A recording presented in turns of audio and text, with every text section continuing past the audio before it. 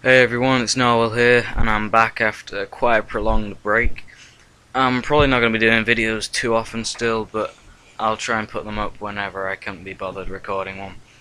Not much has happened since really. I've got to level 31, joined a clan, guild, sorry, just so I can get a bit of bonus here and there. But what I'm really here to show you today is my new ELO decks. Now I'm going to show you two. My first one is a uppers ELO deck, and the second one is a bangers slash all stars one. But I think I prefer this just because uppers is my favourite clan. I'm going to go through each card, tell you why it's useful, why I've got it there, any alternatives possibly that you could use, and that's pretty much it. So starting off we have Spiaggi. Spiaggi is, as we all know, in ELO, just the best 2-star DR, and that's all it is. I obviously can't use the clan bonus because I only have one Montana in here, but it is quite good. I wouldn't put any pills on it at all. Just if my opponent's trying to get a Colos through me or anything, it would be quite useful. Yeah, it's quite expensive as well, so yeah. Anyway, next we go on to Herman. Herman is a 5/8, -3 opponent power, minimum 4, and obviously we have the -10 attack clan bonus. Now Herman is up for a lot of competition when it comes to these, my collection, because there's a lot of 5-stars that you could put in. There's Dorian, but unfortunately he's yellow banned. There's Hefty, who's got SOB and 7 power. There's Lady, who's a massive 4 damage DR and has an extra power to him. And there's probably others like Jackie CR, I think she's banned as well though. But the reason I picked Herman over, say, Hefty or Lady is mainly because the clan bonus, -10 attack, comes even more into play when you're against people with low powers, and the 3 opponent power, min 4, is probably the most useful thing that could happen using this. So he'd have to use at least 2 pills more than me if he wants to get past the bonus at the least. And if he doesn't pill at all, he has 8 damage to get through, which is probably why I should have used Lady, just because the -4 damage he wouldn't want to pill too high with, and I would get 8 damage through if he didn't. But still, I think Herman's pretty useful, so I just keep him in here. Next we go on to Nelly. Nelly is pretty much the 4-star equivalent of Herman, -2 damage. Yeah, that's pretty much all I've got to say about her. There would be a couple of 4-stars, I guess, that you could use. The one that comes to mind is Zapman, but he's obviously yellow banned as well. Slater, I don't know why anyone would ever use him. Wayne Stark's pretty good, but I've got him in my deck, so Kazayan would probably be better than Oxen. I know he's 3-star. Probably be better than Wayne Stark, but I need the protection bonus if I'm going against nightmares or piranhas, etc., etc. Next we go on to Oxen. Oxen's pretty much a 7/6 3-star, which is almost exactly the same as Hefty, except Hefty has the SOB ability. Yeah, he's just quite a good 3-star. I wouldn't tend to use him later than the first or second turn. First turn I would tend to use him. I'd only use him second turn if I was going second on the first turn, and I'd probably use Spiaggi or some other guy for that. Next go on to Ruby. Ruby's pretty much the 3-star equivalent of Jackie CR, -3 power. I'm mainly using her for her SOA capabilities and the fact that she has 6 damage, which if I get through is pretty damn useful. Yeah, Samantha I just use for an SOB in case I'm going against people like Frozen, or, well, even if I'm going against Nightmare and I don't pill at all, they'd have to do at least maybe 2-3 pills just to get past the 5, and if they don't pill at all I can just get 2 damage through, which is quite useful. Next we're on to Wayne Stark, as I said. Kazayan may be better for him, but the protection bonus is good against almost anything aside, like Glorg maybe, with SOA and SOB. He's got 7.5. 7 is probably, well, is one of the highest in here.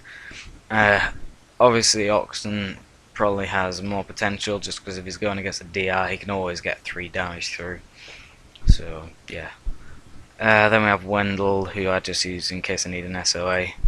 And yeah, that's pretty much my deck. So I'll quickly go on to my All-Stars and my Bangers deck, and I'll be right back. Now I've got my All-Stars and my Bangers up. Obviously the abilities with these is more useful because I can vary them depending on who I'm fighting. Obviously the All-Stars have the better ability of -2 power, especially considering all these have high powers. Like 7 is pretty much the equivalent of playing a 9, playing an 8, and the power equals power up of this is good. I'll just go all into them, and obviously these are just good because it's pretty much Uluwatu, but I'm using it for the abilities. We'll start off with Jesse. Jesse's a 7-4. Well, we'll put this into account. It's pretty much a 9-4 2-star. 9-6 with Fury, but no one would Fury it. It's pretty useful, to be honest, just because if you know your opponent's not going to pill much, they're going to DR. You can just Jesse to like maybe 2 or 3 pills, get an extra 2 life, and get 1 damage in, which is pretty damn nice. Next we go on to Kang. Kang's a attack manipulator and a power manipulator for a 3-star, which isn't bad. It's pretty much an 8-4 with -6 opponent attack, minimum 5, which isn't the greatest ability, but it kind of puts it up against Montana's a bit better, just because their ability then gets halved, so bonus, I mean. Next we're going to Randy. Randy's probably the best All-Star in my deck at the moment, just because he always, pretty much, unless he's going against another power manipulator, has 2 power up on them, and he can get 6 damage in for a 3-star, which is always very useful. Yeah, he's probably one of the best in this deck, aside 1 or 2 of the Bangers maybe. Next we're going to Stacy. Stacy is an 10-2 2-star. Now that isn't very good, but if you know your opponent isn't going to, well, is trying to like maybe go for the 1-hit KO, well, if it's 2-hit KO maybe, you can just try and pill up Stacy a bit, just because you know you're going to get 10 power in there. And then we're going to the Bangers. Bangers we have Clara, Lucio, Shogun and Vermin N. Clara is probably very, very useful compared to, say, like Jesse, Lucio or something. Mainly because she's probably the only, well, she is the only SOB in this clan, which stops people like Piranhas getting rid of the ability. So she's an 8-6 4-star. She's pretty much Jackie with SOB, and that's good. I don't know why she's so underpriced, really. Yeah, she's just really good. A little creepy, the picture, like strangling a rabbit there, but it's okay. Then we've got Lucio, who's a 10-4, 3-star. That's not too great, really, but it's good because they just get high power through all the time, especially when its ability and the bonus is power up. I'm pretty much certain I'm going to get an 8-4 in there, and 10-4 is obviously the best. Even if I get my ability and my bonus blocked, I can still get in a good 6 power, and that's the highest all SOA SOB monsters really have. Then we're going to Shogun. Shogun 7-4, damage +3, power +2. That's a 9-7 4-star. 9-9 with Fury. That's just really, really good. I haven't got much more to say about him, so we're just going to quickly go on to Vermin.